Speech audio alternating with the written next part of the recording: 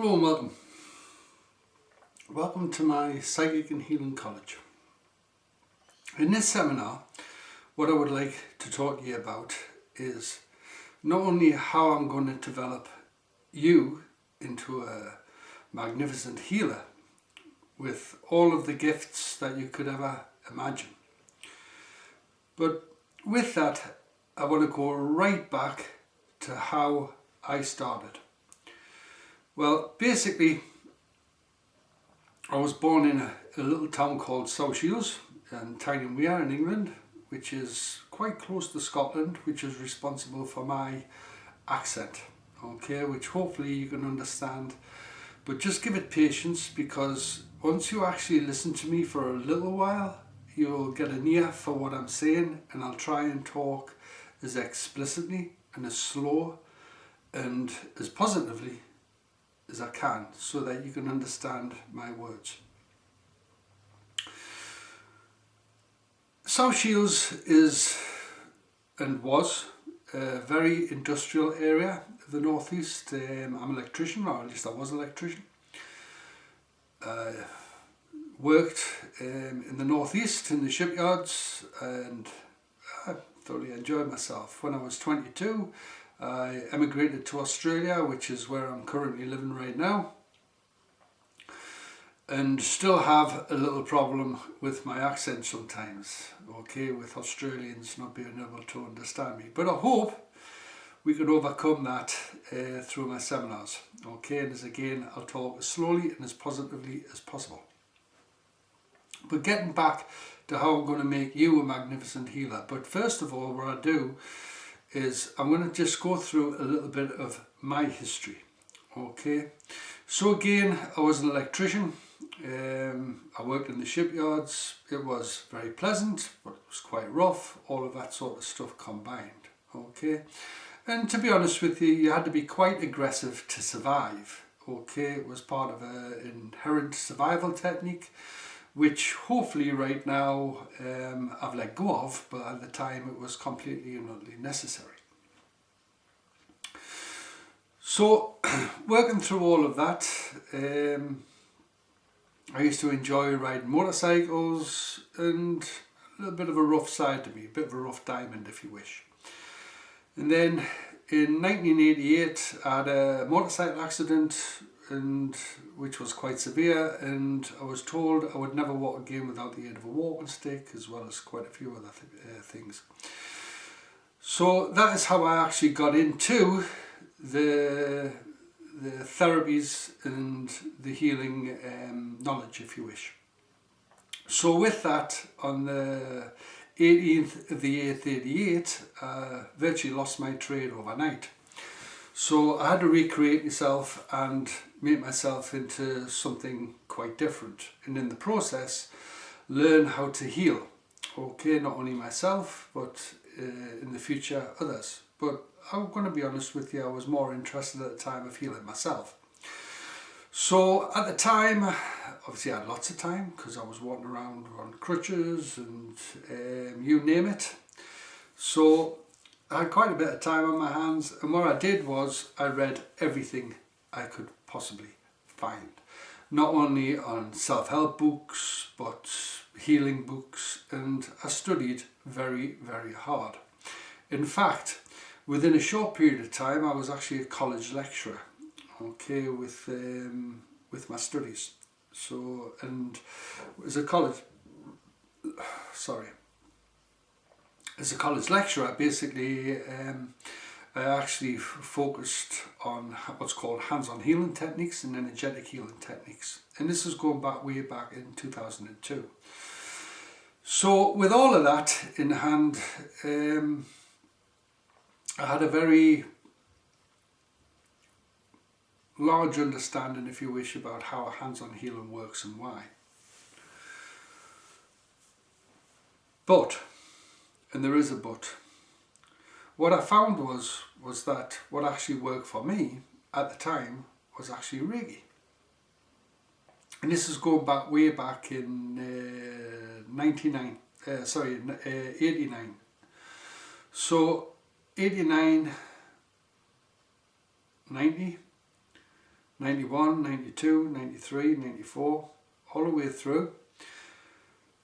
I was actually going to Reiki therapists, and I was going to Reiki therapists, which was quite new at the time. There wasn't many Reiki therapists around. In fact, I was very lucky because basically in Adelaide there was two, but I think Australia-wide there wasn't very many at all. But what I did find with the Reiki is that it actually reduced the pain. It not only reduced the pain, it reduced the swelling as well. Now, I tried everything. I tried kinesiology, reflexology. I tried everything that was available. And nothing seemed to work apart from the Reiki healing technique. So it was one of those things which I decided later on to learn. So I went through my Reiki level 1, and that was excellent because I learned actually how to physically heal people. Then I went through Reiki level 2, which I wasn't really interested in at the time. Coming from the northeast of England, it seemed to be a bit wishy-washy. Now I understand it and teach it in a very effective way, but at the time there was no real understanding about how it worked or why. It was just utilising 4 symbols. And then I went through Reiki level 3. Now, as I went through Reiki level 3, and obviously a teacher of, and I've got to use the word energetic healing techniques, and other therapies, searching the spiritual side, because I first went to the spiritualist church when I was 19. So as I was working on the energetic side and energetic healing, okay, when I asked the question is how it works and why, and I was told that nobody really understands how it works and why, I actually made it my mission, and my mission statement, if you wish, to focus on the possibilities, if you wish, of making not only Reiki therapy real, but all hands-on healing techniques real. And that was quite a challenge. So not only did I basically study for quite a lot of years, okay, but what I did do was one day I decided that I really had enough, okay. And what I mean by I had had enough, it was an area where what I wanted to do and achieve, and there was manuals written on kinesiology, there was manuals written on acupuncture, how it works and why, but there was absolutely nothing on Reiki. And every book which I'd read on Reiki was all about their journey or their personal journey and how it actually helped them. But there was nothing about how it worked or why. So I was at the time basically travelling between Adelaide and New South Wales. I hadn't long became a Reiki teacher, okay, but as fully qualified in every other basically therapy, I just thought, well, what I'll do right now is I'll just have a little break somewhere and I'll see if I can figure all of this out in my head in some peace and quiet. It wasn't intended, okay, I didn't intend to do this, but what I did do was basically I went to a place called Coonabarabran, which is in Australia. It's in New South Wales and it's only a small town in the middle of nowhere. In fact, most people only just go to fill up. Not many people fill the cars up. Not many people actually spend any real time there. But it's also made quite famous by an observatory called Siding Springs Observatory. And being into astronomy when I was younger, it was very much an area where basically I used to see photographs of Siding Springs but I never thought I'd actually get there. So as I was driving through New South Wales, I've seen the sign for Siding Springs at Coonabarabran and decided to divert. And I had an appointment to teach in one of the colleges up there as a therapist. So I thought, right, I've got plenty of time. I don't have to be there for a couple of weeks. And what I'll do is I'll just basically divert over to have a look at Siding Springs for an hour or so. So what I did was, while I was looking at Siding Springs, okay, I thought this place is absolutely amazing. It's a full national park. Not many people go there, but it's a full tarmac. It's beautiful roads all the way around there. And I thought, no, I'm going to spend a day or so here. So I parked my car at a car park and had a little bit of a walk, and within about half an hour or so, possibly an hour, I found this quite good cave. And I thought to myself, which is a little bit unusual wanting to stay in a cave while you're in Australia, but I thought, right, there's a cave, all right, what's all this about? So I had a look at the cave, and as I say, there's lots of snakes and spiders in Australia, so you'd be quite careful. But it looked quite clean, and you know, it was fine. So I went back to the car and got a little bit of stuff. I had no food with me at the time, but I had plenty of water. So I went and just basically, you know, put a nice little rug down and, you know, got my water there, and I just thought, right, okay, I'll just have a little sit here for a while and take in this beautiful national park with these magical surroundings around me, okay, which is a very, very old volcanic reserve, okay. I mean, by old, we're talking quite a few millions of years, and it's absolutely unique and perfect. So as I was sitting there, my mind went to these healing techniques and how I basically, you know, I had learned so much about them, but never really knew how any of these hands-on healing techniques work and why. So what I did do then was I thought, no, this is the time, I'm actually going to figure it out. And I was determined. What I mean by determined, I decided that I wasn't going to move until I'd actually figured everything out. And obviously, as a medium, which is what I am, I'm also part of the, let's say, medium trans-channel group. Okay, so as a medium trans-channel, it's basically being able to communicate with your highest guides. So I decided that I was going to meditate for quite some time. And one day led to the next, and led to the next, and led to the next. And I would have sat there at this little beautiful national park for a period of around about 7, possibly 10 days. And then everything came through. I had no food, all I had was water. And then one day, everything came through. And it came through in such a clear format in my mind. And it was so visual, it was so clear. But all I can say is thank you very, very much for being a fully qualified electrician. Because literally, I could understand exactly how not only the energetic side of healing work connected to the emotional side, but also how it affected the human body. Now this is what I actually understood.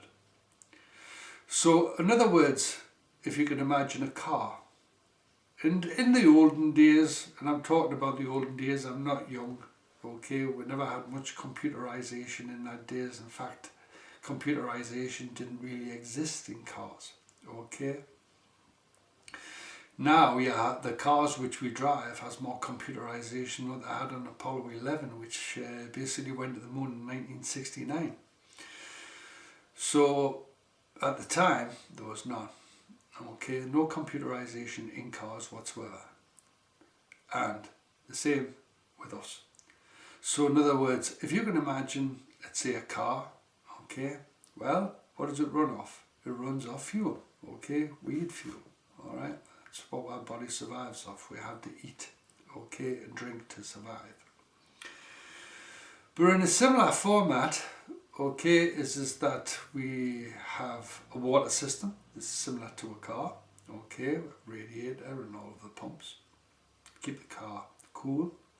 But with us, okay, it's basically, it's a water system within our body. Okay, to hydrate and energize the body continuously. We'll have a carburetor, which is our heart, okay, and if the carburetor stops, so do we. We have an air system, which is our lungs, okay, and obviously the oxygen feeds our body. As well as, okay, we have an operating system, which is our mind, which is our steering wheel, okay, and with that we can turn left, right, up, down, whatever, which direction we want. So putting it into a very simple format like that, okay, you'd look at it and say, right, okay, John, why is it that basically I've got a few problems here and there? Well, let's put it this way, okay, if you buy a brand new car, you would expect very little to no problems, yeah, just as long as it was made right. Similarly, okay, we shouldn't really have any problems, but as we get older, and if you can imagine having a 20, 30, 40, 50, 60, 70, 80-year-old car, it needs maintenance, yeah, so we're the same. And we need to maintain and clean our body continuously. Now that doesn't mean it's just that you don't live life. We all have to live life as well, and we all have to do things which possibly aren't very, very good for us. But look, if you enjoy it, what the hell, okay, just as long as it doesn't harm anybody. But just as long as you give yourself basically a little bit of a break now and again, a little bit of a cleanse or a service, hey, you should live a long time. But the human body isn't that much different to a second-hand car. It literally is that even if you look at, let's say, the cleansing system, which is the kidneys, the liver, okay, which is similar to the filtration system, we have to cleanse our liver, we have to cleanse our kidneys as well, okay. Or what happens, we have a little bit of a drain, and when we have a drain, what happens, it causes all different problems because we've got fluid flowing through the whole of our body, okay, which is then going to create other problems. So look, I'm not really getting too far or too heavy, but what I'm saying here is that basically once I actually left Coonabarra brand, I had a fantastic understanding not only about how these physical healing techniques work on the physical body. Now it's some of these techniques which I'm seeing coming out currently, okay, and I'm not giving names, and I've been doing this for a long time. It's a bit like the king with no clothes. And what I mean by the king with no clothes, okay, is that the story goes, is that, you know, in the fables, it's the best clothes makers and the best designers came to the king and says, we'll make you the most beautiful, the most perfect of clothes, but only the wise can see them. Only the intelligent and wise will be able to see what we've made them. So he says yes, and paid them a fortune to do so. And as the dressmakers and the designers went to work and made them a most beautiful outfit, came the day of the fitting. And as the day of the fitting, they put them on and says, wow, you look magnificent. It is time now to walk the streets. But only the most intelligent, only the cleverest will be able to see the magnificence of the clothes we've made. And with that, we paraded round the streets. But none of the townspeople wanted to look foolish. Well, not one of them wanted to look stupid or name themselves an idiot. So as the king paraded around with no clothes on, literally, everybody was saying, wow, what a magnificent gown, or what beautiful colours he was wearing. Until an innocent child shouts, why is the king got absolutely no clothes on? And with that, everybody realised that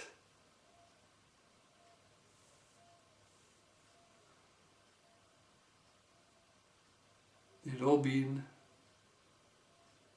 a little bit foolish and tried to pretend to be wise. What I'm trying to say is that, listen, there's a lot of techniques out there which obviously are very, very, very genuine. Now, just because you put a big name to a technique doesn't mean it's brilliant. Or some of them, which are coming out right now, are just variations of older techniques. But what I'm going to say to you in reality as I've also learned and follow what's called the Arthurian story and the Knights Templar, is basically there's nothing really new within learning spiritual healing techniques and how they work and why. But the truth is that if they don't really give you an explanation about how it works or why, really, does the person who is actually teaching you doesn't give you an explanation or why? Do they know how it really works or why? Unless they can actually really understand and tell you how it works and why, does it really work? It's not it's not rocket science. It's simple. But it seems is that the more complicated or the more long the name, the more people seem to jump to that therapy. What I'm asking you to do is just basically just take a step back. And if it works for you, beautiful. And if it doesn't, it doesn't.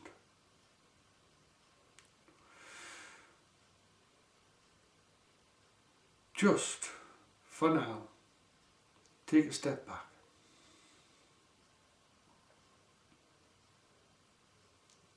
And what I'm going to say to you now is very, very, very powerful. You, not anybody else, you are the most powerful healer, have creative ability and unique. And what I would like to do is have the ability to share with you and obviously help you to become a very powerful and unique you.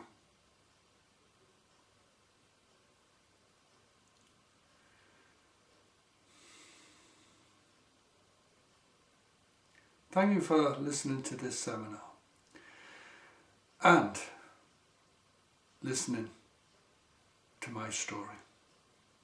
My name is John Campbell. Thank you.